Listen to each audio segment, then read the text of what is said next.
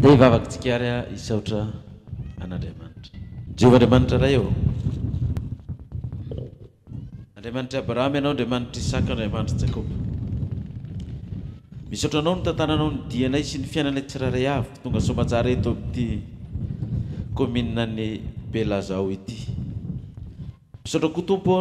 ny rovanao anay tamin'ny loza sy ny ratsy rehetra. Misaotra koa ny nanambinanao anay ka mbola nahafahanay nitondra fanatitra araka ny baikonao hoe aoka tsy sisy eo foana ratreko ny olona fa ny olona samy mitondra arak'izay fitahiana sy izay fanambinana nomen'Andriamanitra azy. Ka dia izaho toetra amin'izany aho ianao Jehovah tompon'ny lanitra, raha tsy hovahako ny varavaran'ny lanitra ka androtsahako fitahiana fianambiampy anareo ary asiako teny mafy ny valala tsy hanimba ny vokatrareo dia havanim-boa ny voalobokareo ny vokatrareo rehetra sy ny asa tananareo. Ko dia raha isoary zany mba hoandraka sitrana amin'ny seza fiandriananao. Dia anao Jehovah hiteny aminay indray amin'ny alalan'ny vakitenin'ny soratra masina izay vao nivakiana ataoko dia tolotrainao ary ny dera sy ny haja ary ny voninahitra mandrakizay anaran'i Jesosy. Amen. Dia manasa antsika ary mba hamonjy toerana. Voalohany indrindra dia misaotra an'Andriamanitra lehibe ny tenako manokana tonga soamantsara eto amin'ity komina Belazao ity. Sambany mba voalohany ny tenanay no tonga teto. Eo mba taty amin'ny faritra Tsirabe ihany fa atao Andraikiba tao ihany ny farany nalea fa zao vao sambany voalohany mba tonga teto. Ko dia miaraba antsika vahoaka ny Belazao rehetra zay tonga manatrika eto n'ity fotoana ity ho fiarabahanay sy fakasitrahanay antsika tonga manatrika zao dia ifanao fahofantanana izay hiarabanareo amin'ny sisiny rehetrarehetra ireo sy ny vahiny rehetra zay tonga hatrany afarany. Ko dia hitehaka mafy tsika hiarabantsika nimponina eto Belazao miaraka amintsika eto. Arabaina manokana koa ireo solotera-panjakana koa zay tonga eto. Eto ny assistant ny parlementaire dia ny député Ravelo Alitra Nirina zany, député 2 madame Ravelo Alitra Nirina ny assistant parlementaire manatrika antsika eto. Miarabanao ray aman-dreny metsika fitiavan-tanana indray izany ray aman-dreny izany. Eto koa ny tompona andraikitra ny ity toerana izay ivorintsika ity dia Rabe Manjara Victoro Henri ao ve izy azafady,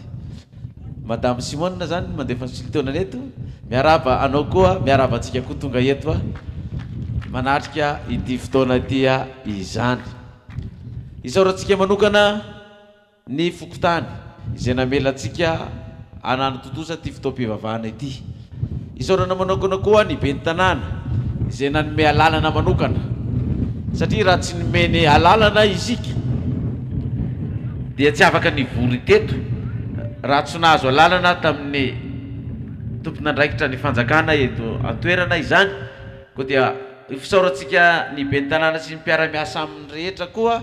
izay nanome alalana atsika ivory eto dia hitehaka ihany koa tsika isaurantsika an'Andriamanitra. Dia isaurantsika ihany koa azafady adiniko ny lehibe fokotany hitehavantsika mafy koa izay namela izao fotoana izao. Dia tsy adiniko ny miarabantsika voakan'Andriamanitra rehetra zay tonga marobe eto hitokana ity fiangonana eto Belazao ity. Ka dia fotoan-dehibe moa no androany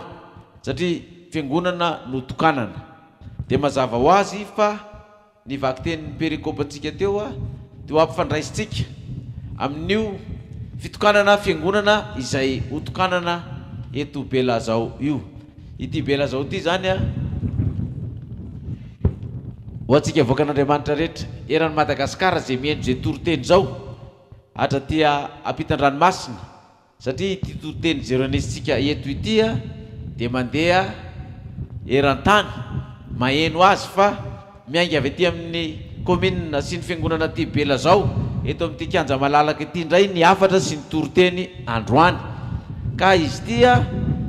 dia 10 kilometra miala avy eo tanànan'ny vilana Tsirabe dia miditra ty Andraikiba dia maka ty amin'ny lakan'ny Tritriva zany ny lalana. dia anelanelan'io andraikiba sy tritriva io any misy ty bela zao tia ka takizay ny toerana zany mba ho fantatry ny rehetra satria araka nambarako teo dia mihaino ty toroteny ty maheno ty eran-tany ary mbola mivoaka amin'ny télévision koa izy ty mivoaka amin'ny YouTube dia mahitatsika ka ny saritsika teto tanàna reo dia hivoaka any amin'ny télévision any koa ka dia isaorantsika Andriamanitra hitehaka atsika fa mahafinaritra zany hoe mba fantatry ny olona eran-tany eran'ny Madagasikara fa misy zany commune ny Belazao zany ka dia noho ny fotoana androany izay tokanana io fiangonana io no natanterahany izany fampafatarana izany commune ny Belazao izany itokana fiangonana isika zava-dehibe tokoa izany ary isaorana ny tompon'andraikitra eto amin'ny fanjakana na ny fokotany na ny commune na ny me alalana ho fananganana izany fiangonana zany satria dia tsy maintsy mahazo alalana avy amin'ny fanjakana vao afaka anatanteraka izany fiangonana izany fa raha tsisy koa zay dia tsisy fiangonana ho tokanana eto androany ka rehefa vita ty fitaom-pivavahana ity dia anao défilé tsika hidina amin'ny toerana ny fiangonana zay ho tokanana ary sady hirahira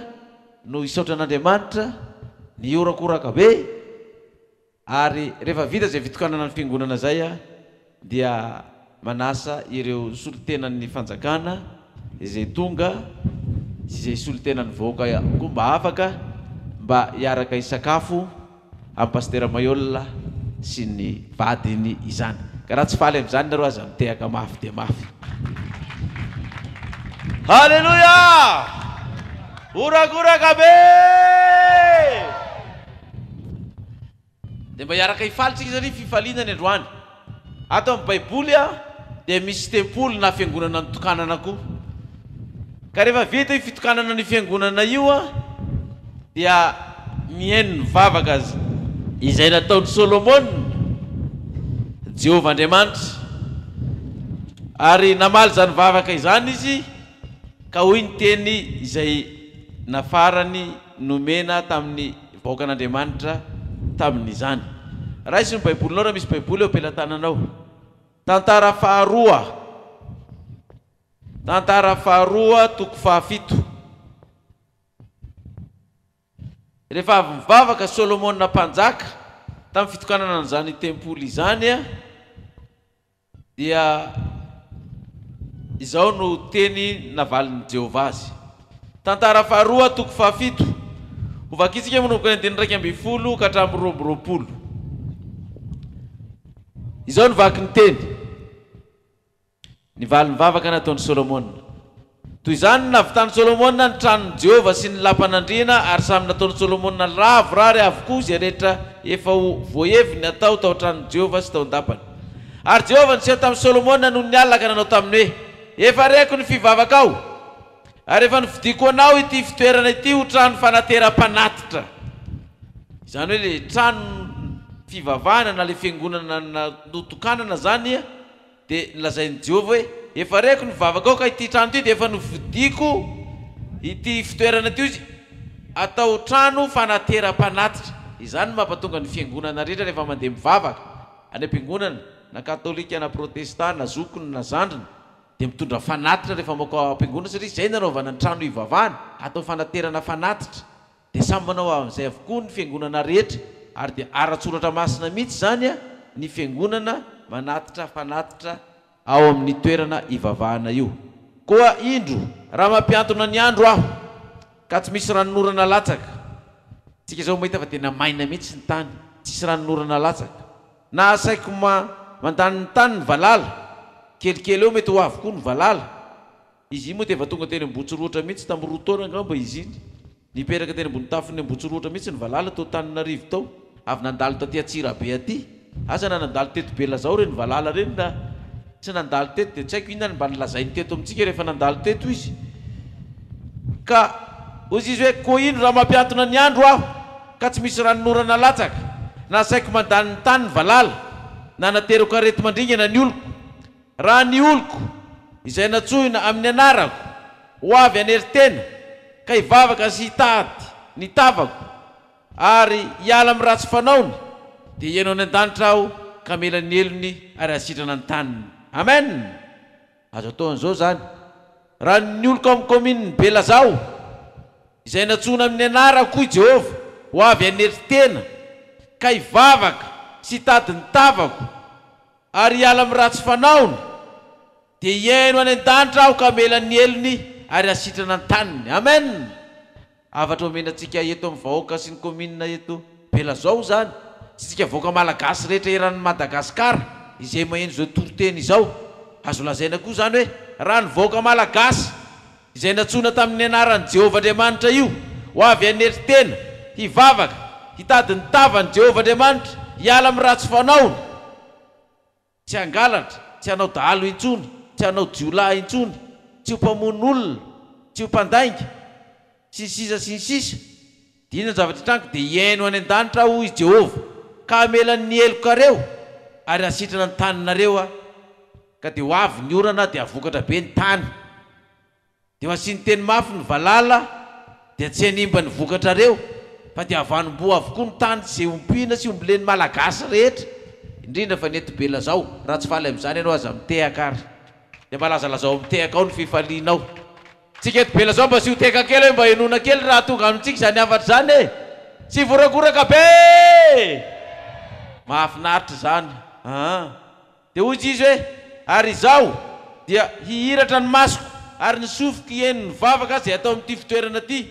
fefa novidiko sy nohamasiniko ity trano ity mba hitoerany anarako mandrakizay ary ny masoko sy ny foko ho ao mandrakariva. Ary ny aminao ry vahoaka ao am-poninao Belazao sy ry vahoaka malagasy rehetra zay mihaino zao afatra zao na hito Madagasikara napita ranomasina raha andeha eo anatrehako tahaka nandehanan'i Davida raiko ianao ka hanao arak'izay andidiko anao sy hitandrina ny didiko sy ny fitsipiko dia ampitoeriko ny seza fiandrianan'ny fanjakanao ary ny fanekeko tamin'ny Davida rainao hoe tsy ho diso zanaka lahy ho mpanapaka amin'ny Israely ianao. Amen. Fa raha mivily kosa ianareo ka mahafoy ny didiko sy ny lalako izay nataoko teo noloanareo ka mandeha manompo andriamanika hafa sy mekohako ao anatreny dia hongotako amin'ny tany izay nomeko anareo ary ho fongorako sy hoe masoko ity trano nohamasiniko amin'ny anarako ity sady ataoko hoe anaovako bolana hoe ho ambety teny any amin'ny firenena rehetra ary na dia avo aza ity trano ity dia fitalananjonan'izay rehetra mandalo izy ka ataony hoe naninona ray dia nataon'i Jehovah toy izao ity tanàna sy ity trano ity ary isy amaly hoe satria nahafoy an'i Jehovah Andriamanitra ny razana izy izay nitondra azy nivoaka avy tany amin'ny tany Egipta izay nikikitra tamin'ny andriamanika hafa sady nikoka teo anatreny sy nanompo azy koa izany nampidirana izao loza rehetra izao tao aminy. Raha ny vahoaka eto Belazao ny fiangonana eto Belazao hiaino ny tenin'i Jehovah tandrina ny didiny anaraka amin'ny fitsipiny rehetra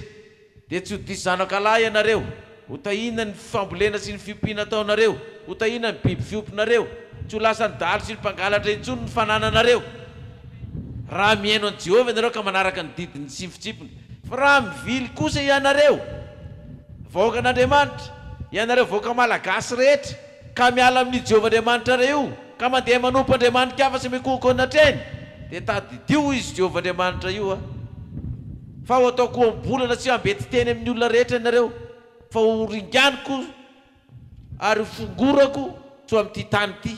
ka dia isy olona ilaza hoe fa naninona ray dia nanao ohatran'io reo vahoaka malagasy ireo dia isy ilaza hoe satria izy nahafoy an'i Jehovah Andriamanitra niala taminiko nefa ny trano nataony nitokanana ny tranon'i Jehovah ka satria ho tokanana ty trano ty androany dia izany no afatra omen'i Jehovah antsika hoe efa reko ny fivavaka anareo vahoaka malagasy sahirana zara raha mitaniko hoaniny tsy mihinana sakafo intelo isan'andro intsony na ny arena kelitra mba vory ao lasa ny dahalo lasa ny mpangalatra sy ny jiolahy tsy mahita ny vola izay mba ampianarana ny zanaka raha marary dia sahirana satria dia lafo be ny fitsaboana ka satria niantso ahy ianareo nivavaka tamiko ianareo i Jehovah dia efa reko ny fivavaka reo ary hitokana fiangonana koa ianareo ka io trano io dia atao trano fanateram-panatitra ka noho izany dia izao raha ny oloko vahoaka malagasy ponety Belazao, commune Belazao, izay natsona tamin'ny anaran'ny Jehova io ho avy anery tena ka hivavaka sy hitady ny tavako ary hiala amin'ny ratsy fanaony dia hieno any an-danitra ka hamela ny elony ary hasitrana ny taniny. Dia hoy ilay vaky tenitsika tao amin'ny perikôpa tao, satria hieno Jehova any an-danitra hanasitrana ny tanitsika izy. Raha maina ny tany dia mivavaka tsika dia ho avy ny orana, raha be loatra indray ny rano dia mivavaka tsika dia mitsahatra ny orana. Omeniny izay ilayntsika amin'ny fiainantsika, indrindra itsika tantsaha aty ambany vohitra aty, izay tena atao hoe sahirana dia sahirana amin'ny lafiny mpambolena, ny vidina zezika lafo dia lafo, tsy misy vahaolana mihitsy izay mba azo amana izany. Kanefa raha ho avy tokoa ny voaka hivavaka anery tena ao anatrehan'Andriamanitra, tsy hakanavaka io, na inona fiangonana ivavahany, na zokony na zandriny, na katolika na protestant, na mivavaka sabotsy na mivavaka lady, na mihinana kisoa na tsy mihinana, ho avy anery tena hivavaka dia ho tahin'Andriamanitra tokoa ty firenentsika ity. Fa izao ny voalazany vaky teny tamin'ny perikôpantsika tao, ilay Deutéronome toko 7 io, ny 9. Fa firenena masina ho an'i Jehovah Andriamanitra ao ianao, fa ianao efa novidin'i Jehovah Andriamanitra ao firenena rakitra soa ho azy mihoatra ny firenena rehetra ambony tany. Izany tenin'Andriamanitra zany vakina amintsika androany, dia miresaka ity firenentsika malagasy ity mihitsy izany, hoe ity firenena malagasy ity dia masina ho an'i Jehovah. Fa ny paozin'ity firenentsika malagasy ity, ny saritanytsika dia taka ny tongotra akavy. Jerevy ny tongotra akavytsika io fa takan'io ny saritanin'ny Madagasikara. Fa ao amin'ny Apokalipsy toko 10 ao dia misy anjely anankiray ngeza be avy any an-danitra, ny tongony ray any anaty ranomasina akavanana, ka io anjely ngeza be io nidina avy any an-danitra dia ny tongony ray anaty ranomasina, ny tongony ray aty ambony tany, tongony akavy. Zany hoe aiza zany ny dia tongotry io anjely lehibe nidina avy any an-danitra io, ity Madagasikara io dia tongotry io anjely lehibe avy any an-danitra io. Ary izay na tonga ny baiboly aty laza hoe firenena masina ho an'i Jehova ianao, satria ny tany hoy Jehova ny fitoeran-tongotro, ny tany ny fitoeran-tongotro. Ka izy amin'ity planeta tany ty ary nametrahan'i Jehova ny tongony, dia eto Madagasikara ny nametrahan'i Jehova io tongony io raha tsy faly amin'izany nareo aza mitehaka mafy. Dia hoy izy hoe firenena masina ho an'i Jehova Andriamanitra ao ianao, fa ianao efa novidin'i Jehova Andriamanitra ao firenena rakitra soa ho azy, mihoatra noho ny firenena rehetra ambony tany. Enoy tsara, mihoatra noho ny firenena rehetra ambony tany. Pajerevinareo reo firenena manan-karena be any ampitan-dranomasina any io, manan-karena ane zany sinoa zany, fa nga izy manana volamena be da be ohatrany aty amintsika io, na manana vatotsotra aty amintsika, miazakazaka mitotototo aty andeha hitrandraky ny arenantsika. Zany Amerikanina zany na Frantsay, firenena lehibe ny zany manan-karena zany. Japonais fa mitotototo aty amintsika aty fa hoe misy arena be eto amintsika eto. Raha manan-karena izy koa nandehanany aty amin'ny tany mahantra aty, raha mahantra tsika, fa itsika mahantra ny malagasy, fa ny firenena manan-karena. Fa raha ny tena marina tsy mahantra itsika fa nampantraina, nefa firenena masina ho an'i Jehova. Masina ty firenentsika ty. Ka zao ozy izy 7, tsy ny amaroa anareo noho ny firenena rehetra, anefa noho ny rekaitany fitiavan'i Jehova taminareo sy ny fidiananareo, fa ianareo dia vitsy noho ny firenena rehetra. Aza ianareo dia vitsy noho ny firenena rehetra. Vitsy sika raha oharina amin'izany sinoa zany, vitsy sika raha oharina amin'izany Amerikanina zany, Européanina zany, na ny mponina ny Afrikanina reo ary, dia vitsy itsika. Ka tsy ny amaroantsika io izy Jehova nanaovana antsika ho masina io, fa raha itsika voaka malagasy tena hivavaka amin'io Andriamanitra io tokoa. Na inona fiangonana ivavahanao, na inona finoanao, tena hivavaka amin'io Andriamanitra io, dia hieno antsika Andriamanitra. Ary inona no ataony amintsika? Izao no ataony amintsika, na dia vitsy ary tsika ozy izy firenena vitsy, na dia vitsy aza ny fiangonana oharina amin'ny olona tsy mivavaka eran-tany. Dia izao no zavatra nolazain'i Jehova, satria tamin'izany vanim-potoana zany dia ny Israely ihany no voakan'Andriamanitra. Fa izao tsika malagasy efa voaka mivavaka amin'io Andriamanitra io koa, dia hozy izy hoe tsy ny amaroanareo noho ny firenena rehetra nefa noho ny raketan'ny fitiavan'i Jehova taminareo sy ny fidiananareo fa ianareo dia vitsy noho ny firenena rehetra aza fa ny tiavan'i Jehova anareo sy ny tandremany ny fianianany sy efa nianianany tamin'ny razanareo ny tondrany Jehova anareo tamin'ny tanana mahery sy nanavotana anao tamin'ny trano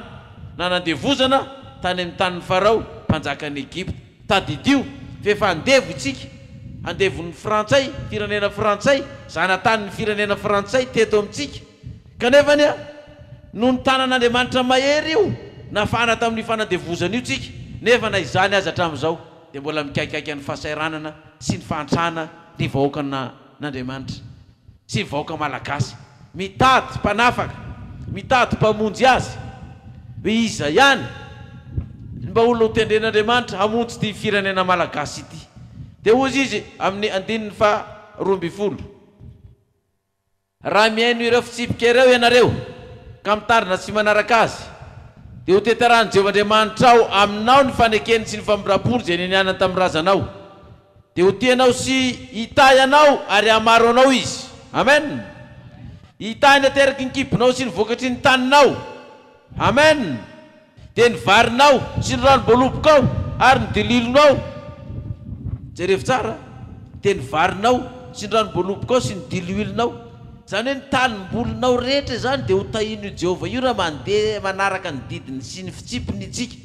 vokatry ny taninao rehetra na ovy io na karoty io na kokombra io na tsaramaso na voanjobory io na voatavo laiso anana fa toizany eto hitany ateraky ny ombonao sy nateraky ny ondry amanosonao any amin'ny tany izay nianianany tamin'ny razana omenanao mampikaikaiky ny vahoaka amin'izao fotoana zao tsy fandriam-pahalemana ny dahalo any amin'ny faritra tsiraray avy any ary tsy vitany hoe mangalatra fotsiny fa mbola mamono fa manina moa ny dahalo mangalatra sy mamono noana koa izy tsy mahita hoaniko hoaniny tsisy asa koa any amin'ny toerana misy azy manambady aman-janaka koa izy dia nefa rany sisany ny asany ikaramany manao dahalo satria mahantra fa raha iain'ny didin'i Jehova ianao dia anaraky ny fitsipiny izay ateraky ny kibonao io dia tsy hanana taranaka ho faty voateraky itsika tsisy renim-pianakaviana teraka eo am-piterana izany intsony fa dia ho faty eo am-piterana tsisy an'izany intsony satria hitany teraky ny kibonao sy ny vokatry ny taninao ao i Jehova dia ny varinao sy ny ranom-boalobokao sy ny dililonao ry nateraky ny ombonao sy nateraky ny ondra manosonao satria izany ny anianan'i Jehova taminao ho tahiny ianao mihoatra noho ny firenena rehetra zany hoe ty firenena malagasy ty zany ho avy fa ho tahin'Andriamanitra ty mihoatra n'ireo firenena rehetrarehetra reo raha tsy mihinana reo aza mitehaka mafa zany no nataon'Andriamanitra amin'ity firenentsika ty ho tahina ty firenena malagasy ty mihoatra ny firenena rehetra tsy isy lana vavy tsy hiteraka na ianareo na biby fiompinareo ary arovan'i Jehova tsy ho azo ny aretina ianareo efa mialany ny aretina pesta sa mbola tsy mialany mialany fa raha tena mifikitra amin'io Jehovahandriamanitra io tsika malagasy rehetra tsy voany arety mandringana pesta zany tsika atao voamenina mafy dia mafy zany amen ary arovan'i Jehova tsy ho azo ny aretina ianareo ka tsisy amely ianareo ny aretin-dratsiny Egypte izay fantatrao fa nataony amin'izay rehetra mankahalanao kosa ireny 17 raha ianao anao anakapo hoe maro noho izao ireo firenenareo ka ataoko ahoana no fahay mandroaka azy dia aza matahotra azy ianao fa tsarovo tsara izay nataon'i Jehovahandriamanitra tamin'ny Farao sy ny Egyptianina rehetra dia ny fizahan-toetra lehibe izay efa hitany masonao sy ny famantarana sy ny fagagana sy ny tanàna mahery ary ny sandry ahinditra izay nitondrany Jehovahandriamanitra ao anao nivoaka fa toy izao any no ataon'i Jehovahandriamanitra ao amin'ny firenena rehetra izay atahoranao zany hoe aza matahotra antsika zany ahoana moa no hatanteraka an'izany eto fa zavatra tsisy zava-magaga zay tsy hain'Andriamanitra ka efa nataony tamin'ny zanak'Israely ka tsy tanteraka fa jerevy ny zavatra tany aloha ary jerevy koa mbola ho ataony eto amin'ity firenentsika malagasy ity koa fa ireo firenena mangorokarena amintsika eto ireo mampahatra antsika ireo dia horoahany Jehova hiala amin'ity firenena malagasy ity ireo ka ireo indray no hanompo atsika fa tsy itsika no hanompo azy ireo atao voamenina mafy dia mafy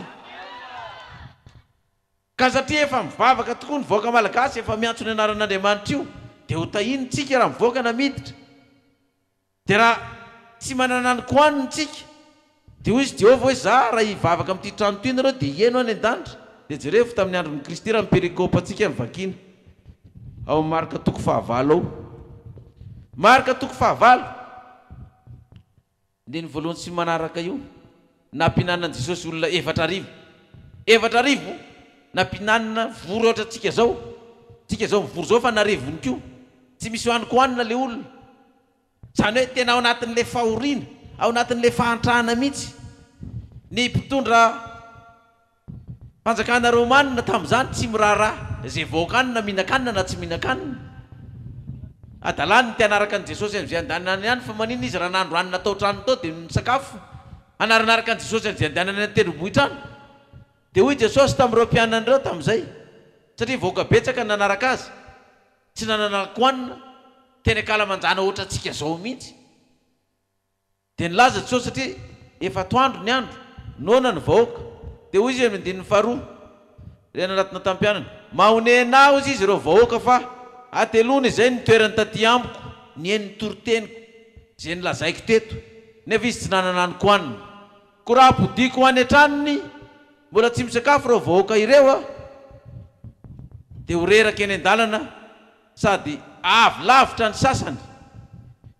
fa ny mpianana namaly azy hoe aiza no azahoana mofo aty Belazao aty amin'ny tany terrain malalaka aty tany maina aty ahitana mofo ho an'ny reto vahoaka be da be reto dia nanontany Jesosy nanao hoe fa misy firy ny mofo any aminareo any e firy ny mofo dopaina any aminareo any sa mofo gasy sa menakely ny any aminareo any misy firy ny isany toy ireo hoe 7 ny mofo gasy aty dia 7 ny menakely 7 ny mofo dopaina dia nasainy mipetraka tamin'ny tany ny vahoaka any andininy afika io nasainy mipetraka 500 ataovy mitambatambatra 500 ny olona dia niraisiny mofo dia rehefa nivavaka Jesosy ka nisaotra tamin'ny mofo iny a dia nataony anaty arona le mofo 7 io dia vao nampianany tao anaty arona le mofo dia fenony avosa dia raraho amin'ny arona anankiray koa dia vao nararaka amin'ny arona anankiray dia feno koa nararaka amin'ny arona anankiray koa dia feno dia zay arona ny hoe andana dia efa zaraony olona mipetraka 500 reo zaraony mofo io dia zarazaraina mofo daholo dia gaga ny olona avitaiza io mofo ny vidiana tany boulangerie tany Antsirabe ve io sa avitaiza dia nihinana ny olona 4,000 ary ny nagaga rehefa voky ny olona dia nangonona ny sombotsombony mofo tsy lany dia nisy 7 sobika dia mbola nisy 7 sobika tsy lany nefa mofo 7 fotsiny ina moa ny sariny zany mahantra ny voaka malagasy sahirana ny voaka malagasy tsy mahita ny koanina vitsy ny olona mahita sakafo mba mihinana maraina sy atoandro sy hariva izany fa ny sasany a dia indre-pandeha ihany no mihinana dia rano no sotroina ary raha mihinana aza dia tonga amin'ny hoe lany hatrany amin'ny ampango mihinana eny amin'ny ampango ny daholy ny akamaroan'ny olona fa ao amin'ny olona mba manamanana dia io varina ampango no menany alika fa amin'izao fotoana zao na ny alika ary tsy mahita varina ampango hohanina intsony satria nona ny olona na ny rano nosotroina tsisy any amin'ny faritra tsiraray avy any nona ny olona ary raha mihinan-kena izany ary dia misy ny sasany indre-pandeha isam-bolana no mba mihinan-kena